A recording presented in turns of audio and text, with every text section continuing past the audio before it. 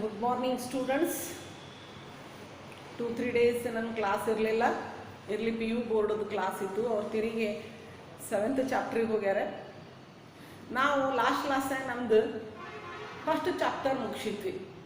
ಅವರು ಬ್ರೀಫಾಗಿ ಹೇಳ್ಯಾರ, ನಾನು ಸ್ವಲ್ಪ ಎಕ್ಸ್ಪ್ಲನೇಷನ್ ಮಾಡ್ತಾ ಕನ್ನಡ ಮತ್ತು ಇಂಗ್ಲೀಷ್ ಎರಡೂ ಒಂದೇ ಕ್ಲಾಸ್ದಾಗ ಹೇಳಲಿಕ್ಕತ್ತೀನಿ. ಓಕೆ, ಇವತ್ತು ನಮ್ಮ ಸಿಲೆಬಸ್ದು ಸೆಕೆಂಡ್ ಚಾಪ್ಟರ್ ನಾವು ನೋಡೋಣ. ಯಾವುದಾದ ಸೆಕೆಂಡ್ ಚಾಪ್ಟರ್ ಅಂದ್ರೆ ಪ್ರಿನ್ಸಿಪಲ್ಸ್ ಆಫ್ ಮ್ಯಾನೇಜ್ಮೆಂಟ್, ನಿರ್ವಹಣೆಯ ತತ್ವಗಳು. ಫಸ್ಟಿಗೆ what do you mean by principles? Principles are general guidelines to the managers to perform basic functions of the management like planning, organizing, staffing, directing and controlling. This is the simple meaning of the principles. Principles provide guidelines to the managers while taking decisions and in the behaviors, while performing the basic functions of the management. This is the meaning of the principles. ನಿರ್ವಹಣೆಯ ತತ್ವಗಳು ಅಂತ ಹೇಳಿಕತ್ತೀವಿ ನಾವು. ಏನಪ್ಪ ನಿರ್ವಹಣೆಯ ತತ್ವಗಳು ಅಂದ್ರೆ, ನಿರ್ವಹಣೆಯ ತತ್ವಗಳು ಮಾರ್ಗಸೂಚಿಗಳಾಗಿ ಕೆಲಸ ಮಾಡ್ತಾವ. ಯಾರಿಗೆ ಹೆಂಗೆ ಅಂದ್ರೆ, ಇವು ನಿರ್ವಾಹಕರಿಗೆ ಅಥವಾ ವ್ಯವಸ್ಥಾಪಕರಿಗೆ ನಿರ್ವಹಣೆ, ಒಂದು ಸಂಸ್ಥೆಯ ನಿರ್ವಹಣೆಯ ಕಾರ್ಯಗಳನ್ನು ನಿರ್ವಹಿಸಬೇಕಾದ್ರೆ ಕೆಲವೊಂದು ನಿರ್ಧಾರಗಳನ್ನು ತಗೋಬೇಕಾಗ್ತದೆ ಸಂದರ್ಭಕ್ಕೆ ಅನುಸಾರವಾಗಿ. ಆ ನಿರ್ಧಾರಗಳನ್ನು ತೆಗೆದುಕೊಳ್ಳಲಿಕ್ಕೆ ಈ ತತ್ವಗಳು ಸಹಾಯ ಮಾಡ್ತಾವೆ ಮತ್ತು ಅವರ ನಡವಳಿಕೆಗೂ ಇವು ತತ್ವಗಳು ಸಹಾಯ ಮಾಡ್ತಾವೆ. ಸೊ ಇವು ನಿರ್ವಹಣೆ ತತ್ವಗಳು ಮಾರ್ಗಸೂಚಿಗಳಾಗಿ ಕೆಲಸ ಮಾಡ್ತಾವ. ಇವು ನಿಮಗೆ ದಾರಿಯನ್ನು ತೋರಿಸ್ತಾವ. ಆದ್ರೆ they never provide you ready solution for any problem faced by the managers in management. ಈ ನಿರ್ವಹಣೆಯ ತತ್ವಗಳು ಏನವ, ಇವು ನಿಮಗೆ ಯಾವ ಸಂದರ್ಭಕ್ಕೆ ಯಾವ ಥರದ ನಿರ್ಧಾರಗಳನ್ನು ತೆಗೆದುಕೊಳ್ಬೇಕು, ಯಾರ ಜೊತೆ ಹೆಂಗೆ ನಡಿಬೇಕು, ಅಥವಾ ಯಾವ ಸಂದರ್ಭಕ್ಕೆ ಅನುಸಾರವಾಗಿ ಯಾವ ಥರದ ನಿಮ್ಮ ನಡವಳಿಕೆ ಇರಬೇಕು ಅನ್ನುವಂಥದ್ದಕ್ಕೆ ಮಾರ್ಗಗಳನ್ನು ಸೂಚಿಸ್ತವೆ ವಿನಃ ಯಾವುದೇ ಸಮಸ್ಯೆಗೆ ಪರಿಹಾರವನ್ನು ಇವು ನಿಮಗೆ ಕೊಡುವುದಿಲ್ಲ. ಆದ್ರೆ on the basis of these principle you can solve any problem faced in the management of the organisation. ಈಗ ಎಕ್ಸಾಂಪಲ್ ಕೊಡ್ತೀನಿ ನಾನು. ನೀವು ಯಾವ್ದಾರ ಊರಿಗೆ ಹೋಗ್ತಿರೋ ಇಲ್ಲೋ, ಅಲ್ಲೇ ರೋಡ್ ಸೈಡ್ ಮೈಲ್ ಸ್ಟೋನ್ಸ್ ಇರ್ತಾವ ನೋಡ್ರಿ, ಇರ್ತಾವ. ಅಲ್ಲೇ ಬರ್ದಿರ್ತಾರೆ, ನೀವು ಯಾವ ಊರಿಗೆ ಹೋಗುವಾಗ ಅದು ನಿಮಗೆ ಗೈಡ್ ಮಾಡ್ತದೆ. ನೀವು ಇಲ್ಲೇ ಹೊಂಟಿರೋ ಇಲ್ಲೋ ಖರೆ ಇದ ರೋಡ್ ಹೌದು ಅಲ್ಲ ಅಂತ ಹೇಳಿ ಎವ್ರಿ ಮೈಲಿಗೆ ಒಂದೊಂದು ಮೈಲ್ ಸ್ಟೋನ್ ಹಾಕಿರ್ತಾರೆ. ಅಲ್ಲೇ ಆ ಊರಿನ ಹೆಸರು ಬರ್ದಿರ್ತಾರೆ, ಆಮೇಲೆ ಎಷ್ಟು ಕಿಲೋಮೀಟ್ರ್ ಅದ ಅಂತ ಹೇಳಿ ಬರ್ದಿರ್ತಾರೆ. ಆಮೇಲೆ ಎಲ್ಲಾದರೂ ಒಂದು 4 ರೋಡ್ಸ್ ಕೂಡುವಲ್ಲೇ ಯಾವ್ಯಾವ ರೋಡ್ ಎಲ್ಲೆಲ್ಲಿ ಹೋಗ್ತಾವ ಅಂತ ಹೇಳಿ ಬೋರ್ಡ್ ಬರೋದು, ಅಲ್ಲಿ ಆರೋ ಮಾರ್ಕ್ ಕೊಟ್ಟಿರ್ತಾರೆ. They show you the road. ಆದ್ರೆ ಆ ಮಾರ್ಗಸೂಚಿಗಳು ನಿಮ್ಮನ್ನ ಏನಾದರೂ ತೊಗೊಂಡು ಹೋಗಿ ನೀವು ಮುಟ್ಟುವಂಥ ಸ್ಥಳಕ್ಕೆ ಒಯ್ದು ಮುಟ್ಟಿಸ್ತಾವೇನೋ? ಇಲ್ಲ, ಅವು ಮುಟ್ಟಿಸೋದಿಲ್ಲ, ನೀವೇ ಮುಟ್ಬೇಕು. ಹೆಂಗೆ ಮುಟ್ತಿರೋ ನಿಮಗೆ ಬಿಟ್ಟಿದ್ದು. ವೆಹಿಕಲ್ಸ್ ಯಾವ್ದು ತಗೋತಿರೋ, ಅಥವಾ ಬಸ್ಸಿಗೆ ಹೋಗ್ತಿರೋ, ನಡ್ಕೋತ ಹೋಗ್ತಿರೋ, ಓಡ್ಕೋತ ಹೋಗ್ತಿರೋ, left to you, but they show you the way. ನಿಮಗೆ ಒಂದು ದಾರಿಯನ್ನು ತೋರಿಸ್ತಾವೆ, ಹಿಂಗೆ ಹೋದ್ರೆ ನೀವು ಇಲ್ಲಿ ಮುಟ್ತೀರಿ ಅಂತ ಹೇಳಿ, ವಿನಃ ಅವು ನಿಮ್ಮನ್ನು ಒಯ್ದು ಮುಟ್ಸಂಗಿಲ್ಲ. ಅದೇ ಥರ ಈ ಪ್ರಿನ್ಸಿಪಲ್ಸ್ ಆಫ್ ಮ್ಯಾನೇಜ್ಮೆಂಟ್ ಏನವ ನೋಡ್ರಿ, they show you the guidelines, the act as a general guidelines while taking decisions and behaviours. ಗೊತ್ತಾಯ್ತು? ಇವು ನಿಮಗೆ ದಾರಿಯನ್ನು ತೋರಿಸ್ತಾವೆ. ಈಗ ನೀವು ಸಪೋಸ್ ಮೈಲ್ ಸ್ಟೋನ್ ಯಾರೂ ನೋಡಂಗಿಲ್ಲ. ಮೊದಲು ನಾವೆಲ್ಲ ಊರಿಗೆ ಹೋಗ್ಬೇಕಾದ್ರೆ ಏನು ಮಾಡ್ತಿದ್ವಿ, ಒಂದು ಮೈಲ್ ಸ್ಟೋನ್ ನಾವು ಹೊಂಟ ದಾರಿ ಅದನೋ ಇಲ್ಲೋ ಅಂತ ಹೇಳಿ ರೋಡ್ ಸೈಡಿಗೆ ಹಾಕಿದ್ದು ಮೈಲ್ ಸ್ಟೋನ್ಗಳನ್ನು ನೋಡ್ತಿದ್ವಿ. ಅದರಿಂದ ನಮಗೆ ಗೊತ್ತಾಗ್ತಿತ್ತು ನಾವು ಇದೇ ರೋಡಿಗೆ ಹೊಂಟೀವಿ, ಇನ್ನೂ ಎಷ್ಟು ಕಿಲೋಮೀಟ್ರ್ ಹೋಗ್ಬೋದು. ಈಗ ಮೈಲ್ ಸ್ಟೋನ್ ನೋಡೋದು ಕಡಿಮೆ ಆಗಿದೆ. ಯಾಕೆ? ಎಲ್ಲರ ಕೈಯಾಗ ಫೋನ್ ಇರ್ತದ, ಅದು GPS ಹಾಕೋತಾರೆ, ಗೂಗಲ್ ಮ್ಯಾಪ್ ಹಾಕ್ಕೊಂಡು ಮ್ಯಾಪ್ ಹಾಕಿ ಡೈರೆಕ್ಷನ್ ಸ್ಟಾರ್ಟ್ ಅಂತ ಕೊಟ್ರೆ ಆಕೆ ಹೆಣ್ಮಗಳು ನಿಮಗೆ ರೈಟ್ ಹೊಳ್ಬೇಕು, ಲೆಫ್ಟ್ ಹೊಳ್ಬೇಕು, ಇವೆಲ್ಲ ಡೈರೆಕ್ಷನ್ಸ್ಗಳನ್ನು ನಿಮಗೆ ಕೊಡ್ತಾರೆ. ಹೌದಾ ಇಲ್ಲ? ಆದ್ರೆ ಅವರು ಮ್ಯಾಪ್ ಏನಾರು ಒಯ್ದು ನಿಮ್ಮನ್ನು ಮುಟ್ಟಿಸ್ತದೇನದು ಇಲ್ಲ. ನೀವು ಆ ದಾರಿಯನ್ನು ಕ್ರಮಿಸಿ ಹೆಂಗೆ ಹೋಗ್ತಿರೋ ಏನು ನೀವು ಡಿಸೈಡ್ ಮಾಡಿಕೊಂಡು on the basis of their guidelines ನೀವು ನಿಮ್ಮ ಡೆಸ್ಟಿನೇಷನನ್ನು ಮುಟ್ಟಬೇಕು. ಹೌದಾ ಅಲ್ಲ? ಅದೇ ಥರ ಪ್ರಿನ್ಸಿಪಲ್ಸು ಸಹ. ನಾವು ಮೊದಲೇನಾಗ್ತಿತ್ತು, ರೋಡ್ ಗೊತ್ತಾಗಲಿಲ್ಲ ಅಥವಾ ಮೈಲ್ ಸ್ಟೋನ್ ಇರಲಿಲ್ಲ ಅಂತಂದ್ರೆ ಅಲ್ಲೇ ನಮ್ಮ ಪ್ರೈವೇಟ್ ಬಸ್ ಯಾರಾದ್ರೂ ಕರ್ಕೊಂಡು ಹೋಗ್ತಾರೆ, ಪ್ರೈವೇಟ್ ವೆಹಿಕಲ್ ಇದ್ರೆ ರೋಡ್ನಾಗ ನಿಂದ್ರಿಸಿ ಯಾರನ್ನಾರ ಕೇಳಬೇಕಾಗ್ತಿತ್ತು ಈ ರೋಡ್ ಎಲ್ಲಿ ಹೋಗ್ತದ್ರಿ. ಈಗ ಕಾರಣನೇ ಇಲ್ಲ. ಈಗ ಗಾಡಿ ಹತ್ತಿದ ಪುರ್ಸೋತಿಲ್ದ ನಮ್ಮ ಓನ್ ವೆಹಿಕಲ್ ಇದ್ದು ಅಂದ್ರೆ ಅದು ಗೂಗಲ್ ಮ್ಯಾಪ್ ಹಾಕೋದು, ಹೊಂಟ್ಬಿಡೋದು. ಇಸಂಟೆಡ್ ಆಕೆ ಹೆಣ್ಮಗಳು ನಿಮಗೆ turn left, turn right, 100 metres ಈ ಥರ ಹೇಳ್ಕೊತ ಹೋಗ್ತಾ ನಾವು ಅದ್ರ ಪ್ರಕಾರ ಕೇಳ್ಕೊತ ನಡಿತೀವಿ. ಟೆಕ್ನಾಲಜಿ ಈ ಥರ ಚೇಂಜ್ ಆಗಿದೆ. ಹೌದಾ ಅಲ್ಲ? ಅದೇ ಥರ ಮ್ಯಾನೇಜ್ಮೆಂಟ್ ಪ್ರಿನ್ಸಿಪಲ್ಸು ಸಹ ಓವರ್ನೈಟ್ ಡ್ರಾ ಆಗಿಲ್ಲ. ಅಂತಂದ್ರೆ ಇವನು ಯಾರು ಬರೋದು, ಇವು ಎಲ್ಲಿದ್ದು ಬಂದು, ಯಾಕೆ ಜನ ಇವನು ಒಪ್ಪಿಕೊಂಡ್ರು ಅಂದ್ರೆ on the basis of the some observations, experience and experiments.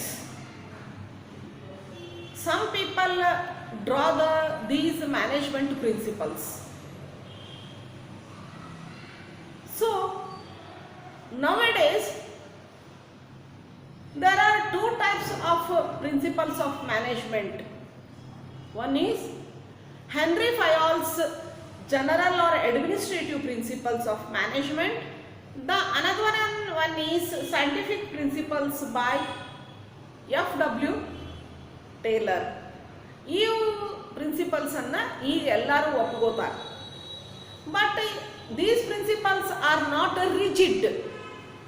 You can change or adapt or modified according to your needs, according to your culture of the country, according to the law of your country. They are so flexible. You can adjust or change according to your needs. Then ಈ principles of management ಅಥವಾ ಈ management ಯಾವಾಗಿಂದ ಶುರುವಾತು? Industrial revolution ಆದಮೇಲೆ ಶುರುವಾತೇನು? ಇಲ್ಲ. ಇದಕ್ಕೆ ಬಹಳಷ್ಟು difference of opinions ಅವ. ಈ ಮ್ಯಾನೇಜ್ಮೆಂಟ್ ಶುರುವಾಗಿದ್ದು 3000 and 4000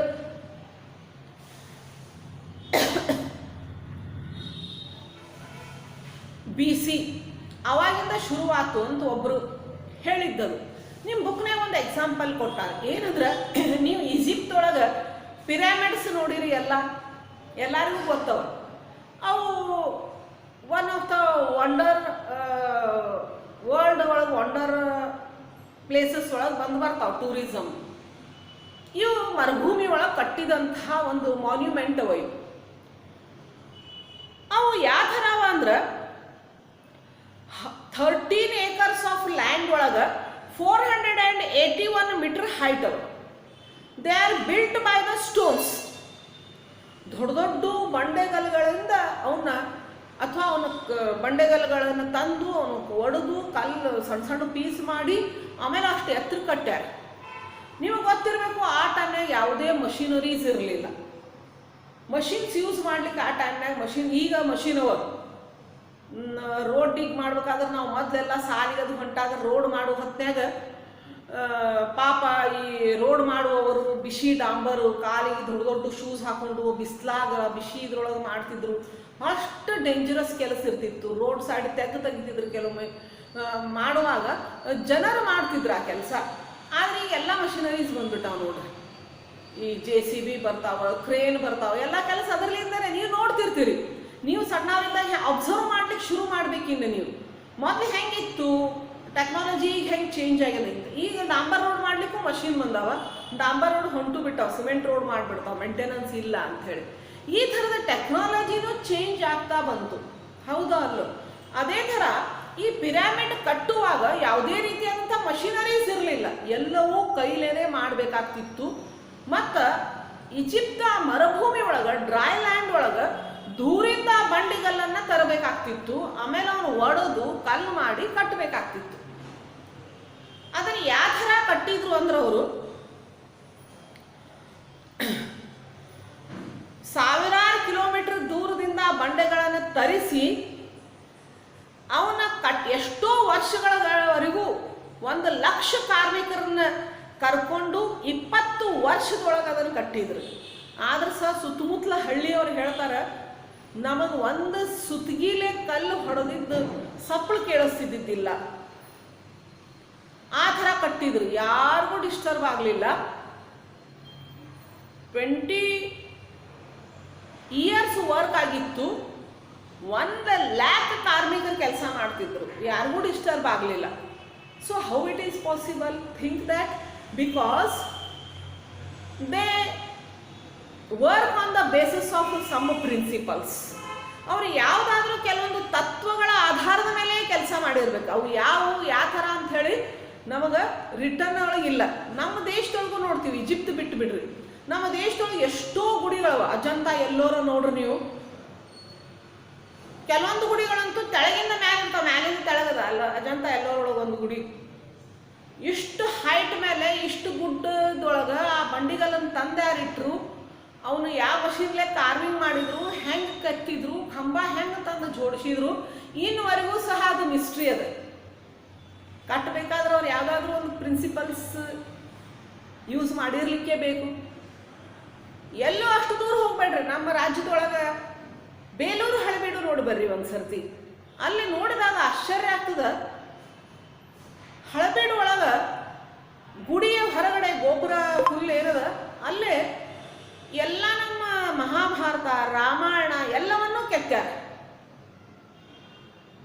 ಆಮೇಲೆ ಮಾಡರ್ನ್ ಟೆಕ್ನಿಕ್ಸ್ ಕೆತ್ತಾರೆ. ಎಷ್ಟೋ ದೇವರು ಡಾನ್ಸ್ ಮಾಡಿದ್ದದ ಇದದ ಅದನ್ನ ಎಕ್ಸ್ಪ್ಲನೇಷನ್ ಅವ್ರು ಮಾಡ್ತಾರೆ ಅಲ್ಲಿ ಗೈಡ್ಸ್. ಆಶ್ಚರ್ಯ ಆಗ್ತದೆ. ಏನಂದ್ರೆ ಒಂದು ಈ ಕಲ್ಲೊಳಗೆ ವಿದೌಟ್ ಎನಿ ಮಷೀನ್ಸ್ ಇವ್ರು ಹೆಂಗೆ ಕೆತ್ತಿದ್ರು, ಮತ್ತು ಕೆತ್ತುವವರಿಗೂ ಸಹ ಇಷ್ಟು ಮಹಾಭಾರತ ರಾಮಾಯಣ ಪುರಾಣ ಮಾಡರ್ನ್ ಸಿವಿಲೈಸೇಷನ್ ಬಗ್ಗೆ ಸಹ ನಾಲೆಜ್ ಇತ್ತು. ನಾಲೆಜ್ ಇದ್ದವರೇ ಕೆತ್ತಬೇಕು. So how it is possible ಅಂದಾಗ they are based some principles. ಹೌದವ್ರು ಯಾರು through with the help of the principles some principles work ಮಾಡ್ತಾರೋ ಅವ್ರು ಈ ಥರದ ಕೆಲಸಗಳನ್ನು ಮಾಡ್ತಾರೆ. ವಿದೌಟ್ ಎನಿ ಪ್ರಿನ್ಸಿಪಲ್ಸ್ ಇಷ್ಟು ದೊಡ್ಡ ಕೆಲಸ ಮಾಡಲಿಕ್ಕೆ ಸಾಧ್ಯನೇ ಇಲ್ಲ. ಸೊ ಅರ್ಲಿಯರ್ ನಮ್ಮಲ್ಲಿ ಶುರುವಾಗಿದ್ದು ಯಾವಾಗಂದ್ರೆ ಅರ್ಲಿ ಪರ್ಸ್ಪೆಕ್ಟಿವ್ ಒಳಗೆ ನಾವು ಈ ಥರದ್ದು ಒಂದು ನಿಮ್ಮ ಬುಕ್ನಾಗ 3000 to 4000 BC ಒಳಗಿಂದ ಕೊಟ್ಟಿದ್ರೊಳಗೆ ಏನಂದ್ರೆ ಇದು ಈಜಿಪ್ಟ್ ಏನು ನಮ್ಮ ಪಿರಾಮಿಡ್ಗಿಂತನೂ ನಮ್ಮ ದೇಶದ ಎಷ್ಟೋ ಗುಡಿಗಳನ್ನು ಎಷ್ಟೋ ಮಾನ್ಯುಮೆಂಟ್ಸನ್ನು ನೋಡಿದಾಗ ಆಶ್ಚರ್ಯ ಆಗ್ತದೆ ಇವ್ರು ಹೆಂಗೆ ಕಟ್ತಿದ್ರು ಅಂಥೇಳಿ. Next one after that industrial revolution ಆಯ್ತು ಮುಂದೆ ಇಂಗ್ಲೆಂಡ್ ಒಳಗೆ. ಆವಾಗ ಕ್ಲಾಸಿಕಲ್ ಮ್ಯಾನೇಜ್ಮೆಂಟ್ ಥಿಯರಿ ಬಂತು. ಏನು ಕ್ಲಾಸಿಕಲ್ ಮ್ಯಾನೇಜ್ಮೆಂಟ್ ಥಿಯರಿ ಅಂದ್ರೆ it is based on the rational economic view, scientific management, administrative principles and bureaucratic organisation characterise this phase. ಏನಂದ್ರೆ they try to give importance to the economic development with the help of the scientific and general principles of the management. They try to motivate the workers with the economic incentives. They try to earn more profit with some thumb rule, bureaucratic. ಅಧಿಕಾರಶಾಹಿಗಳಿಂದ ಇವರು ಎರಡನೇದ್ದು ಅಂದ್ರೆ ಸಾಂಪ್ರದಾಯಿಕ ನಿರ್ವಹಣಾ ಸಿದ್ಧಾಂತ ಒಳಗೆ ಏನಂದ್ರೆ ಆರ್ಥಿಕ ದೃಷ್ಟಿ ಇತ್ತಿದ್ರೊಳಗೆ ಹಣ ಗಳಿಸುವುದು ಮುಖ್ಯವಾಗಿತ್ತಿಲ್ಲ. ವೈಜ್ಞಾನಿಕ ನಿರ್ವಹಣೆ ಆಡಳಿತಾತ್ಮಕ ತತ್ವಗಳಿದ್ರೂ ಸಹ ನಿರಂಕುಶ ಸಂಘಟನೆಗಳನ್ನು ನಿರೂಪಿಸುತ್ತವೆ. ನಿರಂಕುಶ ಅಂದ್ರೆ ಓನರ್ಸ್ ಏನು ಹೇಳ್ತಾರೋ ಅದೇ ಖರೆ. ಇಲ್ಲೇ ವರ್ಕರ್ಸ್ ಕರಿಯರನ್ನು ನೆಗ್ಲೆಕ್ಟ್ ಮಾಡಿದರು. ಅವ್ರು ಏನಂತ ತಿಳ್ಕೊಂಡ್ರು, ನಾವು ಕೆಲಸಗಾರರಿಗೆ ಆರ್ಥಿಕವಾಗಿ ಹಣ ಅಥವಾ ಉತ್ತೇಜಕಗಳನ್ನು ಹಣದ ರೂಪದೊಳಗೆ ಕೊಟ್ವಿ ಅಂತಂದ್ರೆ ಅವ್ರು ಹೆಚ್ಚು ಕೆಲಸ ಮಾಡ್ತಾರೆ ಅನ್ನುವಂಥದ್ದು ಒಂದು ಇಲ್ಲೇ ಈ ಸಿಸ್ಟಮ್ ಅಂದ್ರೆ ಕ್ಲಾಸಿಕಲ್ ಮ್ಯಾನೇಜ್ಮೆಂಟ್ ಥಿಯರಿ ಒಳಗೆ ಹೇಳಿದರು. ಬಹಳಷ್ಟು ಸ್ಕೂಲ್ಸ್ ಅರ್ಲಿಯರ್ ಆ ಫೇಸಸ್ ಹೇಳಿದ್ರಂದ್ರೆ ಫಸ್ಟಿಗೆ early perspectives, classical management theory, neo classical theory, human relation approach, behavioural science approach, organisational humanism, management science, operational research and modern management. ಈ ಥರ ಬೇರೆ ಬೇರೆ ಹಂತದೊಳಗೆ ಈ ಪ್ರಿನ್ಸಿಪಲ್ಸ್ ಯೂಸ್ ಆಗ್ತಾ ಬಂದಾವ. ಹೊಸ principle on the basis of the experience, experimentation and observation ಮೇಲೆ ಇವು ಪ್ರಿನ್ಸಿಪಲ್ಸ್ ಡ್ರಾ ಆಗ್ಯಾವ. ಸೊ ಆ ಥರ ಇಂಡಸ್ಟ್ರಿಯಲ್ ರೆವಲ್ಯೂಷನ್ ಆದಮೇಲೆ ಡಿವಿಷನ್ ಆಫ್ ಲೇಬರು, ಸ್ಪೆಷಲೈಜೇಷನಿಗೆ ಹೆಚ್ಚು ಮಹತ್ವ ಕೊಟ್ಟರು. ಆದರೆ ಫ್ಯಾಕ್ಟ್ರಿ ಸಿಸ್ಟಮಿಗೆ ಅಂದರೆ ಹೆಚ್ಚು ಪ್ರೊಡಕ್ಷನಿಗೆ ಆದ್ಯತೆಗಳನ್ನು ಕೊಡುವಂಥ ಪ್ರಿನ್ಸಿಪಲ್ಸ್ಗಳು ಈ ಕ್ಲಾಸಿಕಲ್ ಮ್ಯಾನೇಜ್ಮೆಂಟ್ ಥಿಯರಿ ಒಳಗಿದ್ದು. ಆದರೆ ಇಲ್ಲಿ ಅವ್ರು ಏನು ಮಾಡಿದರು, ವರ್ಕರ್ಸಿಗೆ, ಎಂಪ್ಲಾಯೀಸಿಗೆ ಫೈನಾನ್ಷಿಯಲಿ ಇನ್ಸೆಂಟಿವ್ಸ್ ಕೊಡೋದು ಅಥವಾ ಆರ್ಥಿಕವಾಗಿ ಬೆಳೀಲಿಕ್ಕೆ ಪ್ರಯತ್ನ ಮಾಡಿದರು. Next one, neo classical theory human relation approach. ಹೆಂಗೆ ಈ ವ್ಯವಹಾರ ಪರಿಸರ ಬೆಳೀತಾ ಹೋತು, ಬೇರೆ ಬೇರೆ ವಸ್ತುಗಳ ಇನ್ವೆನ್ಷನ್ ಆಯಿತು, ಬೇರೆ ಬೇರೆ ಪ್ರೊಡಕ್ಷನ್ ಟೆಕ್ನಾಲಜಿಗಳು ಬಂದು, ಹೊಸ ಹೊಸ ಮಷಿನರೀಸ್ ಬಂದು, ಜನರ ಬೇಡಿಕೆಗಳು ಹೆಚ್ಚಾಗ್ತಾ ಹೋತು, ಜನರ ಫೈನಾನ್ಷಿಯಲ್ ಪೊಸಿಷನ್ ಹೆಚ್ಚಾಯ್ತು. ಯಾಕಂದರೆ ಈ ಫ್ಯಾಕ್ಟ್ರಿ ಒಳಗೆ ಫ್ಯಾಕ್ಟ್ರಿ ಸಿಸ್ಟಮ್ ಬಂತು. ಫ್ಯಾಕ್ಟ್ರಿ ಸಿಸ್ಟಮ್ ಅಂದರೆ ಲಾರ್ಜ್ ಸ್ಕೇಲ್ ಪ್ರೊಡಕ್ಷನ್, ದೊಡ್ಡ ಪ್ರಮಾಣದಲ್ಲಿ ಬೃಹತ್ ಪ್ರಮಾಣದಲ್ಲಿ ಉತ್ಪಾದನೆ ಮಾಡಲಿಕ್ಕೆ ಶುರು ಮಾಡಿದರು. ಆ ಟೈಮಿಗೆ ಟ್ರಾನ್ಸ್ಪೋರ್ಟೇಷನ್ ಆ್ಯಂಡ್ ಕಮ್ಯುನಿಕೇಷನ್ ಸಹ ಬಂದಿತ್ತು. ಈ ಥರ ಆದಾಗ ಲಾರ್ಜ್ ಸ್ಕೇಲ್ ಪ್ರೊಡಕ್ಷನ್ ಶುರು ಮಾಡಿದಂಗೆ ಮಾಡಿದರು. ಅದೇ ಥರ ಹೆಂಗೆ ಫ್ಯಾಕ್ಟ್ರಿ ಸಿಸ್ಟಮ್ ಒಳಗೆ, ಬಿಸ್ನೆಸ್ ಎನ್ವೈರ್ಮೆಂಟ್ ಒಳಗೆ ಚೇಂಜ್ ಆಗ್ತಾ ಬಂತು ಟೆಕ್ನಾಲಜಿ, ಅದೇ ಥರ ಈ ಪ್ರಿನ್ಸಿಪಲ್ಸು ಸಹ ಚೇಂಜ್ ಆಗ್ತಾ ಬಂದು. Neo classical theory human relationship, ಇವ್ರು ಏನು ಮಾಡಿದರು ಅಂದ್ರೆ, this school of thought developed between 1920s and 50s felt that employees simply do not respond rationally to rules, chains of authorities and economics incentives alone, but are also guided by the social needs, drives and attitudes. ಈ neo classical theory ಒಳಗೆ ಅವರು ಏನು ಕಂಡುಕೊಂಡ್ರು ಅಂದ್ರೆ, ಕೆಲಸ ಯಾಕೆ ಅಷ್ಟು ಆಗ್ಲಿಕ್ಕೆ ಹತ್ತಿಲ್ಲ ಈ ಕ್ಲಾಸಿಕಲ್ ಅಥವಾ ಸಾಂಪ್ರದಾಯಿಕ ಇದ್ರೊಳಗಂದ್ರೆ, ಜನರು ಈ ಎಕನಾಮಿಕ್ ಇನ್ಸೆಂಟಿವ್ಸ್ ಅಥವಾ ಚೈನ್ ಆಫ್ ಅಥಾರಿಟೀಸ್, ನಿಮ್ಮ ಮೇಲಿನಿಂದ ತೆಳಗಿನವ್ರಿಗೆ ನೀವು ಹೇಳ್ದಂಗೆ ಕೇಳ್ಕೊತ ಹೋಗಬೇಕು, ಅವ್ರು ಏನೇನು ನಿಮ್ಗೆ ಇನ್ಸ್ಟ್ರಕ್ಷನ್ಸ್ ಕೊಟ್ಟರೆ ಕೆಲಸ ಮಾಡ್ಕೊತ ಹೋಗಬೇಕು, ಆಮೇಲೆ ಚಲೋ ಕೆಲಸ ಮಾಡಿದ್ರೆ ಆರ್ಥಿಕ ಉತ್ತೇಜಕಗಳನ್ನು ಕೊಡೋದು, ಇದರ ಮೇಲೆ ಕೆಲಸ ಸರಿ ಆಗೋದಿಲ್ಲ. ರ್ಯಾಷನಲ್ ಅಪ್ರೋಚ್ ತೆಗಿಬೇಕು. ಅದಕ್ಕೆ ಏನು ಮಾಡಬೇಕು ಅಂತಂದ್ರೆ, but they are along with this they are also guided to be social needs, drives and attitudes. ಅವರು ಸಾಮಾಜಿಕವಾದ ಕೆಲವೊಂದು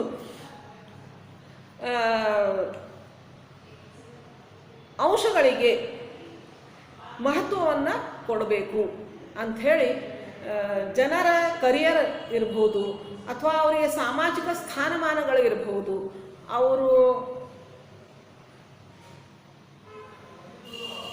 ಸೊ ಈ ಥರ ಅವರ ಅಭಿವೃದ್ಧಿಗೆ ಹೆಚ್ಚು ಲಕ್ಷ್ಯ ಕೊಡಬೇಕು ಅಂಥೇಳಿ neo classical human relation approach ಹೇಳ್ತೀವಿ. Next one, behavioural science approach or organisational humanism. ವರ್ತನಾಶಾಸ್ತ್ರದ ವಿಧಾನ, ಸಂಘಟನಾತ್ಮಕ ಮಾನವೀಯತೆ. ಕೆಲವೊಬ್ಬ ಮ್ಯಾನೇಜರಿಯಲ್ಸ್ ಏನು ಹೇಳಿದರು ಅಂತಂದ್ರೆ, organisational behaviourist like some of this Frederick Maslow use the knowledge of psychology, sociology and anthropology to develop the approach. ಈ ಮ್ಯಾನೇಜ್ಮೆಂಟ್ ಪ್ರಿನ್ಸಿಪಲ್ಸನ್ನು ಡೆವಲಪ್ ಮಾಡಲಿಕ್ಕೆ ಅವರು ಸೋಷಾಲಜಿ, ಸೈಕಾಲಜಿ, ಆಂಥ್ರೋಪಾಲಜಿಯನ್ನು ಯೂಸ್ ಮಾಡಿದರು. They underline the philosophy of organisational human is that individual need to use of their capacities and creative skill at work and home places. ಇಲ್ಲೇ ಏನು ಮಾಡಿದ್ರಂದ್ರೆ, every ಇಂಡಿವಿಜುವಲಿಗೆ ಅವರ ಕೆಪಾಸಿಟಿಯನ್ನು, ಅವರ ಸ್ಕಿಲ್ಲನ್ನು ಯೂಸ್ ಮಾಡಲಿಕ್ಕೆ ಅಲೋ ಮಾಡಬೇಕು ಅಂದಾಗ ಅವ್ರು ಎನ್ಕರೇಜ್ ಸಿಗ್ತದೆ, ಅವರು ಪೂರ್ತಿ ಪ್ರಮಾಣದೊಳಗೆ ಕೆಲಸ ಮಾಡ್ತಾರೆ ಅನ್ನುವಂಥ ಕೆಲವೊಂದು ಪ್ರಿನ್ಸಿಪಲ್ಸ್ಗಳನ್ನು ಇಲ್ಲಿ ಹೇಳಿದರು. Management science operational approach. Next, ನಿರ್ವಹಣಾ ವಿಜ್ಞಾನ ಪರಿಚಲನಾತ್ಮಕ ಸಂಶೋಧನೆ. ಈ ಪ್ರಿನ್ಸಿಪಲ್ ಫೇಸ್ ಒಳಗೆ ಏನು ಹೇಳಿದ್ರಂದ್ರೆ it emphasises research on operational and use of quantitative ಈ techniques to aid the managers to take decisions. ಇಲ್ಲೇ ಮ್ಯಾನೇಜರ್ಸ್ ಯಾವ ಥರದ ಡಿಸಿಷನ್ಸ್ಗಳನ್ನು ತಗೋಬೇಕು, ಆಪರೇಷನಲ್ ಡಿಸಿಷನ್ಸ್ಗಳನ್ನು ಅಂತ ಹೇಳಿದರು. ಮಾಡರ್ನ್ ಮ್ಯಾನೇಜ್ಮೆಂಟ್, ಈ ಆಧುನಿಕ ಮ್ಯಾನೇಜ್ಮೆಂಟ್ ಈಗ ಹೆಂಗದ ಅಂದ್ರೆ ಇದನ್ನು ಒಂದು ಪ್ರೊಫೆಷನಲ್ ಅಂತ ಟ್ರೀಟ್ ಮಾಡ್ತಾರೆ because of lot of changes in the techniques of the management. It is A complex system and under the contingency approach and use of modern techniques to solve the organizational and human problems. ಇಲ್ಲೇ modern management, ಈಗಿನ management ಬಹಳಷ್ಟು ಕಾಂಪ್ಲೆಕ್ಸಿಟಿಯಿಂದ ಕೂಡಿದೆ because of tough competition in the market from even foreign traders also, foreign producers also. ಇದ್ದಾಗ tough competition ಒಳಗೆ ಯಾವ ಥರ ನೀವು ಮಾರ್ಕೆಟ್ ಸ್ಟ್ಯಾಂಡ್ ಆಗಬಹುದು ಅಂದ್ರೆ good quality of goods with fair price. So it possible only by managing the human resources and the face the changes in the business environment.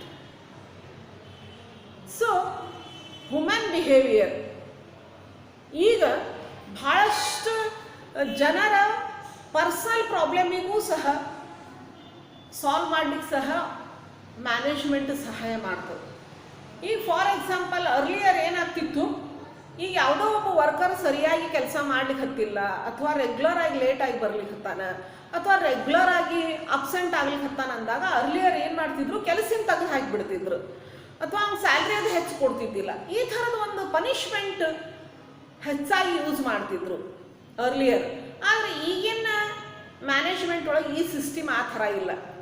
ಏನು problem ಅದ, ಅವನು ಇಷ್ಟೆಲ್ಲ ನಾವು ಇಂಟರ್ವ್ಯೂ ಟೆಸ್ಟ್ ಮಾಡಿ ಅವ ಸೂಟೇಬಲ್ ಇದ್ದಾನ ನಮ್ಮ ಜಾಬಿಗೆ ಅಂತ ತೊಗೊಂಡಿವಿ, ಆ ಕೆಲಸ ಯಾಕೆ ಮಾಡ್ಲಿಕ್ಕೆ ಹತ್ತಿಲ್ಲ, ವರ್ಕ್ ಪ್ಲೇಸ್ನಾಗ ಏನಾರ ಪ್ರಾಬ್ಲಮ್ ಇದ್ರೆ, ಲೇಟ್ ಬರ್ಲಿಕ್ಕೆ ಏನಾದರೂ ಪರ್ಸನಲ್ ಪ್ರಾಬ್ಲಮ್ಸ್ ಇದ್ರೆ, ಅಥವಾ ಅಬ್ಸೆಂಟ್ ಆಗ್ಲಿಕ್ಕೆ ಹತ್ತಿದ್ರು ಏನಾದರೂ ಹೆಲ್ತ್ ಇಶ್ಯೂ ಏನಾದರೂ ಪ್ರಾಬ್ಲಮ್ ಇದ್ರೆ ಪರ್ಸನಲ್ ಪ್ರಾಬ್ಲಮನ್ನು ಸಹ ಸಾಲ್ವ್ ಮಾಡ್ತಾರೆ. ಒಂದು ಇದರಿಂದ ಪ್ರಾಬ್ಲಮ್ ಸಾಲ್ವ್ ಆಗಿ 100% ವರ್ಕ್ ಸಿಗ್ತದೆ, ಮೇಲಿಂದ ಮೇಲೆ ಕೆಲಸಗಾರ ರೊಟೇಷನ್ ತಪ್ತದೆ. ನೀವು ಪರ್ಸನಲ್ ಪ್ರಾಬ್ಲಮನ್ನು ಸಾಲ್ವ್ ಮಾಡಿದ್ರಿ ಅಂದ್ರೆ ಇದು ನನ್ನದು ಅನ್ನುವಂಥ ಒಂದು ಭಾವನೆ ಬರ್ತದೆ. ಹೌದಪ್ಪ, ನನ್ನ ಪರ್ಸನಲ್ ಪ್ರಾಬ್ಲಮ್ಸ್, ಫಾರ್ ಎಕ್ಸಾಂಪಲ್ ಮನೆಯೊಳಗೆ ಫಾದರ್ ಮದರಿಗೆ ಯಾರಿಗೂ ಆರಾಮಿರುವುದಿಲ್ಲ, ಅದರಿಂದ ಮೇಲಿಂದ ಮೇಲೆ ರಜೆ ಹಾಕಬೇಕಾಗ್ತಿರ್ತದೆ, ಅಥವಾ ಮನೆ ದೂರ ಇರ್ತದೆ, ಲೇಟ್ ಆಗ್ತದೆ, ಅವಾಗ ಮನಿ ಎಲ್ಲೋ ನಿಯರ್ ಬೈ ಹತ್ತಿರ ಕೊಡಿಸೋದು, ಅವ್ನ ವೆಹಿಕಲ್ ಫೆಸಿಲಿಟಿ ಪ್ರೊವೈಡ್ ಮಾಡೋದು.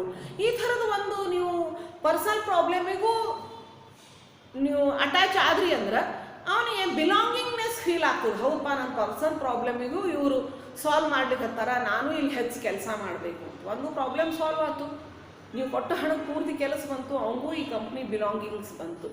ಈ ಥರದ ಒಂದು ಮಾಡರ್ನ್ ಮ್ಯಾನೇಜ್ಮೆಂಟು ಬಹಳಷ್ಟು ಚೇಂಜ್ ಆಗಿದೆ.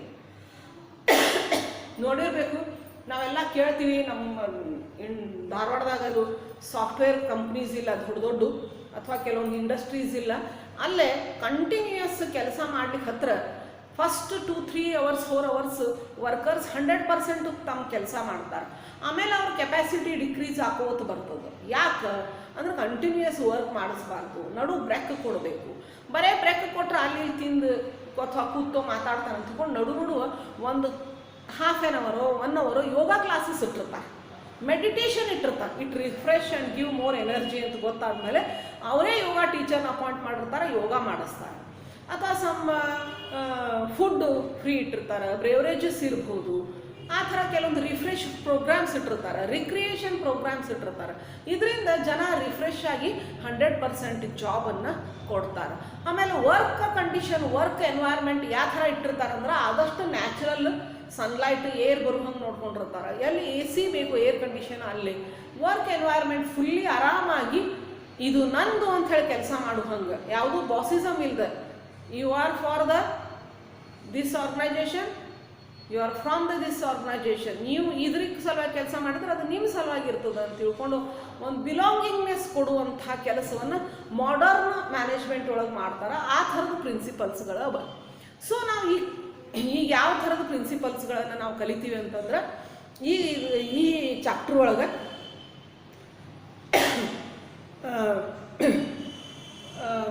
Henry Fayol's general or administrative principles, scientific principles of the H.W. Taylor. ಇವನ್ನ ಪೂರ್ತಿ ಲೆಸನ್ ಒಳಗೆ ನಾವು ಕಲಿತೀವಿ. ಅದಕ್ಕಿಂತ ಮೊದಲು ಈ ಪ್ರಿನ್ಸಿಪಲ್ಸ್ಗಳನ್ನು ಅರ್ಥ ಮಾಡ್ಕೋಬೇಕಾಗಿತ್ತು ಅಂದ್ರೆ ನಾ ಹೇಳಿದ ಪ್ರಿನ್ಸಿಪಲ್ಸ್ ಆರ್ ಜನರಲ್ ಗೈಡ್ಲೈನ್ಸ್, ಮಾರ್ಗಸೂಚಿಗಳು.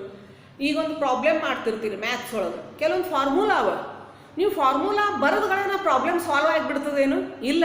ಆ formula on the basis of that formula ನೀವು ಅಂಕಿ ಅಂಶಗಳನ್ನು ಹಾಕಿ ಆ ಸಮಸ್ಯೆಗಳನ್ನು ಎಡಿಷನ್ನು subtraction whatever it may be ಮಾಡಿ ಆ ಪ್ರಾಬ್ಲಮನ್ನು ನೀವು ಸಾಲ್ವ್ ಮಾಡಬೇಕು. ಅದೇ ಥರ it act as principles act as a guidelines. ಎದಕ್ಕೆ guidelines?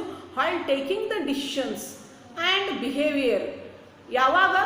While performing the basic management principles, activities, functions.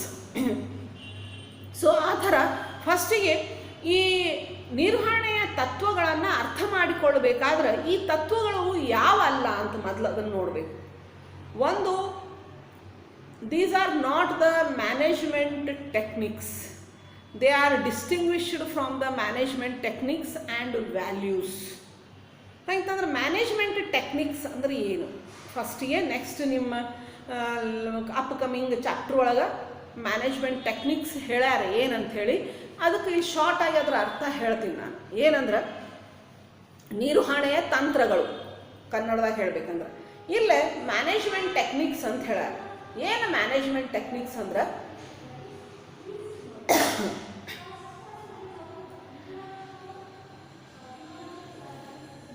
Just A minute.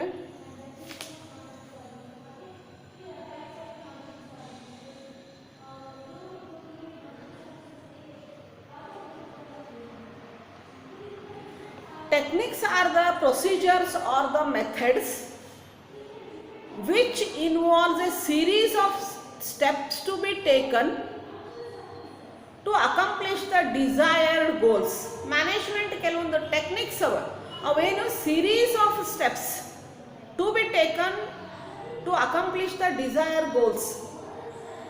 ನಿರ್ವಹಣೆಯ ತಂತ್ರಗಳವ. ಇವು ತಂತ್ರಗಳು ಯಾವುವು ಅಂತಂದ್ರೆ ನಿರ್ವಹಣೆಯ ಕಾರ್ಯಗಳನ್ನು ನೆರವೇರಿಸಬೇಕಾದ್ರೆ ಅವು ಹಂತ ಹಂತವಾಗಿ ಕೆಲಸ ಮಾಡಬೇಕು. ಅಂದ್ರೆ ಅಪೇಕ್ಷಿತ ಉದ್ದೇಶಗಳನ್ನು ಸಾಧಿಸಲು ಕೈಗೊಳ್ಳಬೇಕಾದ ಸರಣಿ ಕ್ರಮಗಳನ್ನು ನಾವು ನಿರ್ವಹಣೆಯ ತಂತ್ರಗಳು ಅಂತ ಕರಿತೀವಿ. ಈ ನಿರ್ವಹಣೆಯ ತಂತ್ರಗಳು ತತ್ವಗಳು ಬೇರೆ. ಆದ್ರೆ while performing the management techniques or while using the management techniques, these principles of management helps to take decisions and perform the management techniques. And values. What are values? Values are general rules of behavior of individuals in the society formed through the common practice. ಈ ಮೌಲ್ಯಗಳು ಅಂದರೆ ಏನು? ಮೌಲ್ಯಗಳು ಸಾಮಾನ್ಯ ಆಚರಣೆ ಮೂಲಕ ಸಮಾಜದಲ್ಲಿ ವ್ಯಕ್ತಿಗಳ ನಡವಳಿಕೆ ರೂಪಿಸಲ್ಪಟ್ಟ ಸಾಮಾನ್ಯ ನಿಯಮಗಳು. ಮೌಲ್ಯಗಳು ಸಮಾಜದಲ್ಲಿ ಒಪ್ಕೊಳ್ಳುವಂಥದ್ದು. ಕೆಲವೊಂದು ಮೌಲ್ಯಗಳು ಇರ್ತಾವೆ. ಸುಳ್ಳು ಹೇಳಬಾರ್ದು, ಖರೆ ಮಾತಾಡಬೇಕು, ಸರಿಯಾದ ಸಮಯಕ್ಕೆ ಆಫೀಸ್ಗೆ ಹೋಗಬೇಕು, ಮೋಸ ಮಾಡಬಾರ್ದು, ಲಂಚ ತಗೋಬಾರ್ದು, ಸರಿಯಾಗಿ ಕೆಲಸ ಮಾಡಬೇಕು, ಹಾರ್ಡ್ ವರ್ಕ್ ಮಾಡಬೇಕು. ಈ ಥರದ ಕೆಲವೊಂದು ಮೌಲ್ಯಗಳು ಇರ್ತಾವೆ. ಇವು ಪ್ರಿನ್ಸಿಪಲ್ಸ್ ಅಲ್ಲ. ಆದ್ರೆ ಈ ಮೌಲ್ಯಗಳ ಆಚರಣೆ ಮಾಡಬೇಕಾಗಿತ್ತು ಅಂದ್ರೆ these principles help to these values or these values helps in to follow up the principles. ಈ ತತ್ವಗಳನ್ನು ಆಚರಣೆ ಮಾಡಬೇಕಾದ್ರೆ ಈ ಮೌಲ್ಯಗಳ ಆಧಾರದ ಮೇಲೆ ನೀವು ಮಾಡಬಹುದು. ಈ ಥರ ಇವು ಮ್ಯಾನೇಜ್ಮೆಂಟ್ ಟೆಕ್ನಿಕ್ಸ್ ಬೇರೆ, ಮ್ಯಾನೇಜ್ಮೆಂಟ್ ಪ್ರಿನ್ಸಿಪಲ್ಸ್ ಬೇರೆ, ವ್ಯಾಲ್ಯೂಸ್ ಬೇರೆ. But these principles helps in management techniques and values also. Management principles are not exact science principles. ಇವು ವೈಜ್ಞಾನಿಕ ತತ್ವಗಳಂತೆ ರಿಜಿಡ್ ಕರೆಕ್ಟ್ ಆಗಿಲ್ಲ. ಯಾಕಂದ್ರೆ they are managers dealing with the human behaviours. ಇಲ್ಲೇ ನಿರ್ವಹಣೆಕಾರರು ಅಥವಾ ವ್ಯವಸ್ಥಾಪಕರು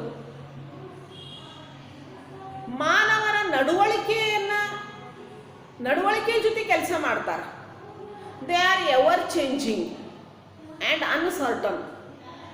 ಜನರ ನಡವಳಿಕೆ ಯಾವ ಥರ ಇರ್ತದ ಅನ್ನೋದು ಪ್ರತಿಯೊಬ್ಬ ವ್ಯಕ್ತಿಗೂ ಬೇರೆ ಬೇರೆ ಇರ್ತದ ಮತ್ತು ಮೇಲಿಂದ ಮೇಲೆ ಚೇಂಜ್ ಆಗ್ತಿರ್ತಾವೆ. ಹೀಗಾಗಿ ಇದನ್ನು ಎಕ್ಸಾಕ್ಟ್ ಪ್ರಿನ್ಸಿಪಲ್ ಇದೇ ಥರ ಈ ಸಂದರ್ಭಕ್ಕೆ ಇದೇ ಪ್ರಿನ್ಸಿಪಲನ್ನು ಯೂಸ್ ಮಾಡಬೇಕು ಅಂತ ಹೇಳಲಿಕ್ಕೆ ಬರುವುದಿಲ್ಲ. ಸೈನ್ಸ್ ಒಳಗೆ ಹೆಂಗಿರ್ತಾವೆ ನೋಡಿರಿ, ಈ ಪ್ರಿನ್ಸಿಪಲ್ಸಿಗೆ ಈ ಪ್ರಾಬ್ಲಮ್ ಸಾಲ್ವ್ ಮಾಡ್ಲಿಕ್ಕೆ ಈ ಪ್ರಿನ್ಸಿಪಲ್ಲು ಈ ಫಾರ್ಮುಲಾ ಯೂಸ್ ಮಾಡಬೇಕು ಅಂತ. ಆದರೆ ಈ ಮ್ಯಾನೇಜ್ಮೆಂಟ್ ಪ್ರಿನ್ಸಿಪಲ್ಲಿಗೆ ಆ ಥರ ಎಕ್ಸಾಕ್ಟ್ ಪ್ರಿನ್ಸಿಪಲ್ ಇದರಿ ಇದಕ್ಕೆ ಈ ಸಂದರ್ಭಕ್ಕೆ ಇದು ಯೂಸ್ ಮಾಡಬೇಕು ಅಂತ ಹೇಳಲಿಕ್ಕೆ ಬರುವುದಿಲ್ಲ. ಆದರೆ ಅವನು ಬೇಸಾಗಿ ಇಟ್ಕೊಂಡು ಮಾಡ್ಬೋದು. ಯಾಕಂದ್ರೆ ಇಲ್ಲೇ ಒಂದು ಹ್ಯೂಮನ್ ಬಿಹೇವಿಯರ್ ಜೊತೆ ಕೆಲಸ ಮಾಡಬೇಕು. ಎರಡನೇದ್ದು ಟೆಕ್ನಾಲಜಿ ಈಸ್ ಎವರ್ ಚೇಂಜಿಂಗ್. ಮೇಲಿಂದ ಮೇಲೆ ಟೆಕ್ನಾಲಜಿ ಚೇಂಜ್ ಆಗ್ತಿರ್ತದೆ. ಅವಾಗೂ ಇವು ಪ್ರಿನ್ಸಿಪಲ್ಸ್ ಅಪ್ಲೈಸ್ ಪೂರ್ತಿಯಾಗಿ ಆಗೋದಿಲ್ಲ. ಅಂದರೆ ಎಕ್ಸಾಕ್ಟ್ ಅಂತ. ಫಾರ್ ಎಕ್ಸಾಂಪಲ್ ನಿಮ್ಮ ಬುಕ್ನಾಗ ಕೊಟ್ಟಾರ, ಈಗ ಇನ್ಫೋಸಿಸ್ ಕೊಟ್ಟಾರ. ಮೊದಲೇನಾಗ್ತಿತ್ತು, before the transport and communication system ಬರೋಕ್ಕಿಂತ ಮೊದಲು ಒಬ್ಬ ಸೂಪರ್ವೈಸರು ಒಂದು ಜಾಗ್ರಫಿಕಲ್ ಏರಿಯಾ ಅಂದ್ರೆ ಒಂದು ಹಾಲು ಅಥವಾ ಒಂದು ರೂಮ್ನಾಗೋ ಕೆಲಸ ಹೆಂಗೆ ಮಾಡ್ತಾರೆ ಜನರು ಅಂತ ಅಷ್ಟೇ ನೋಡ್ಬೋದಿತ್ತು. ಅವರು ಸೂಪರ್ವೈಸ್ ಮಾಡ್ಬೋದಿತ್ತು, ಅವ್ರಿಗೆ ಗೈಡ್ ಮಾಡ್ಬೋದಿತ್ತು ಈ ಥರ ಕೆಲಸ ಮಾಡಂತ. ಎಲ್ಲಿ ತನಕ ಅವ್ನು ಧ್ವನಿ ಕೇಳಿಸೋದೋ, ಎಲ್ಲಿ ತನಕ ಅವ್ನು ಓಡಾಡ್ಲಿಕ್ಕೆ ಸಾಧ್ಯನೋ, ಎಲ್ಲಿ ತನಕ ನೋಡ್ಲಿಕ್ಕೆ ಸಾಧ್ಯನೋ ಅಷ್ಟೇ ಜನರು ಅವನ ಕೈಯೊಳಗೆ ಇರ್ತಿದ್ರು. ಯಾವಾಗ ಈ ಕಮ್ಯುನಿಕೇಷನ್ ಸಿಸ್ಟಮ್ ಆತು ನೋಡ್ರಿ, ಇಂಟರ್ನೆಟ್, ಟೆಲಿಫೋನು, ಮೊಬೈಲು ಬಂದು ನೋಡ್ರಿ, ಆವಾಗ ಈ ದೇಶದೊಳಗೆ ಕೂತು ಒಂದು ದೇಶದೊಳಗೆ ಕೂತು ಇನ್ನೊಂದು ದೇಶದ ಜನರಿಗೆ ಕೆಲಸ ಹೆಂಗೆ ಮಾಡ್ತಾರಂತ ಅವ್ರಿಗೆ ಗೈಡ್ ಮಾಡ್ಬೋದು. ನಿಮ್ಮ ಬುಕ್ನಾಗ ಇನ್ಫೋಸಿಸ್ ಕಂಪ್ನಿ ಎಕ್ಸಾಂಪಲ್ ಕೊಟ್ಟಾರ. ಏನಂದ್ರೆ ಇನ್ಫೋಸಿಸ್ ಕಂಪ್ನಿಯ ಹೆಡ್ ಕ್ವಾರ್ಟರ್ಸ್ ಬೆಂಗಳೂರು ಒಳಗೆ ಒಂದು ದೊಡ್ಡ ಸ್ಕ್ರೀನ್ ಅದ. ಆ ಸ್ಕ್ರೀನ್ ಮೇಲೆ ಇಲ್ಲಿ ಕೂತಂತಹ ಮ್ಯಾನೇಜರ್ಸ್ ಬೇರೆ ಬೇರೆ ದೇಶದಲ್ಲಿದ್ದಂಥ ಇನ್ಫೋಸಿಸ್ ಆಫೀಸರ್ಸ್ ಎಂಪ್ಲಾಯೀಸ್ ಜೊತೆ ಅವ್ರಿಗೆ ಗೈಡ್ ಮಾಡ್ಬೋದು, ಅವ್ರ ಕೆಲಸ ಹೆಂಗೆ ಮಾಡ್ತಾರಂತ ನೋಡಿ ಸೂಪರ್ವೈಸ್ ಮಾಡ್ಬೋದು. ಅದೇ ರೀತಿಯಾದಂಥ ಬೇರೆ ಬೇರೆ ಕಸ್ಟಮರ್ಸ್ ಜೊತೆನೂ ನೀವು ಇಲ್ಲೇ ಕೂತು ಇಂಟ್ರ್ಯಾಕ್ಟ್ ಮಾಡ್ಬೋದು. ಈ ಥರ ಆದಾಗ ಟೆಕ್ನಾಲಜಿ ಈ ಥರ ಎವರ್ ಚೇಂಜಿಂಗ್ ಆಗ್ತಿರ್ತದೆ. ಚೇಂಜ್ ಆದಾಗ ಒಂದೇ ಸರ್ತಿ ಇಷ್ಟು ಜನ ವರ್ಕರ್ಸ್ ಜೊತೆ ಎಂಪ್ಲಾಯೀಸ್ ಜೊತೆ ನೀವು ಕೆಲಸ ಮಾಡ್ಬೋದು, ಕಸ್ಟಮರ್ಸ್ ಜೊತೆ ಡೀಲಿಂಗ್ ಮಾಡ್ಬೋದು. ಇಲ್ಲೇ ಹಳೆ ಪ್ರಿನ್ಸಿಪಲ್ಸನ್ನು ಪೂರ್ತಿ ಯೂಸ್ ಮಾಡ್ತೀವಿ ಅಂತ ಆಗಂಗಿಲ್ಲ. ಅದಕ್ಕೆ these management principles are not rigid because just like a science principles. Because human beings ಇಲ್ಲಿದ್ದಾರೆ, ಅವ್ರ ಬಿಹೇವಿಯರ್ ಚೇಂಜ್ ಅವ. ಆಮೇಲೆ ಈ ತಂತ್ರಜ್ಞಾನ ಯಾವಾಗಲೂ ಚೇಂಜ್ ಆಗ್ತಿರ್ತದೆ. ಹೀಗಾಗಿ according to these changes, according to the human behaviours ನೀವು ನಿಮ್ಮ ಪ್ರಿನ್ಸಿಪಲ್ಸನ್ನು ಅಡಾಪ್ಟ್ ಮಾಡ್ಕೋಬೇಕು. ಸೊ ಅದಕ್ಕೆ these are the principles of the management. ನಿಮ್ಗೆ ತಿಳಿದದ್ದು ಅನ್ನಿಸ್ತೀನಿ, ನಾನು ಇನ್ನೂ ಒಮ್ಮೆ ಹೇಳ್ತೀನಿ. Principles act as a general guidelines to the managers while taking decisions and behaviors, while performing the basic management functions like planning, organizing, staffing, directing and controlling. ನಿರ್ವಹಣೆಯ ತತ್ವಗಳಂದ್ರೆ ಏನು? ಇವು ಸಾಮಾನ್ಯ ಮಾರ್ಗಸೂಚಿಗಳಾಗಿ ನಿರ್ವಹಣೆಕಾರರಿಗೆ ಅಥವಾ ವ್ಯವಸ್ಥಾಪಕರಿಗೆ ಸಹಾಯ ಮಾಡ್ತಾವೆ. ಯಾವಾಗ ಮಾಡ್ತಾವ ಇವು ಸಹಾಯಗಳಂದ್ರೆ, ನಿರ್ವಹಣೆಯ ಪ್ರಾಥಮಿಕ ಕಾರ್ಯಗಳಾದಂಥ ಯೋಜನೆಗಳು, ಸಂಘಟಿಸುವಿಕೆ, ಸಿಬ್ಬಂದಿ ನಿರ್ವಹಣೆ, ನಿರ್ದೇಶಿಸುವಿಕೆ ಮತ್ತು ನಿಯಂತ್ರಿಸುವಿಕೆಯಲ್ಲಿ ತೆಗೆದುಕೊಳ್ಳುವಂಥ ನಿರ್ಧಾರಗಳಿಗೆ ಮತ್ತು ನಡವಳಿಕೆಯಲ್ಲಿ ಇವು ಸಹಾಯ ಮಾಡ್ತಾವೆ. ಇವಕ್ಕೆ ನಾವು ಪ್ರಿನ್ಸಿಪಲ್ಸ್ ಅಂತ ಕರಿತೀವಿ. ಇವು ಹೆಂಗೆ ಬಿಸ್ನೆಸ್